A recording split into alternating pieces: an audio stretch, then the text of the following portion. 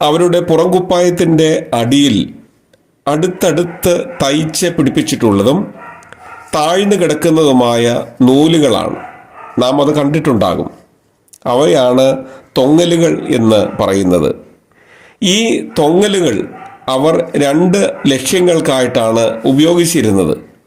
ഒന്നാമത്, മറ്റ് രാജ്യക്കാർ ഇത് ഉപയോഗിക്കാത്തതിനാൽ ഇവരെ മറ്റുള്ളവരിൽ നിന്നും തിരിച്ചറിയും.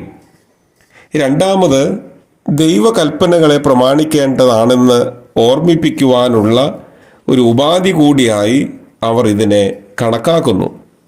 സംഖ്യാപുസ്തകം 15-ാമത്തെ അധ്യായത്തിൻ്റെ 38 മുതൽ 40 വരെയും ആവർത്തന പുസ്തകം 22-ാമത്തെ അധ്യായത്തിൻ്റെ 12-ാമത്തെ വാക്യവും പരിശോധിക്കുമ്പോൾ നമുക്കത് കണ്ടെത്താൻ സാധിക്കുന്നുണ്ട്.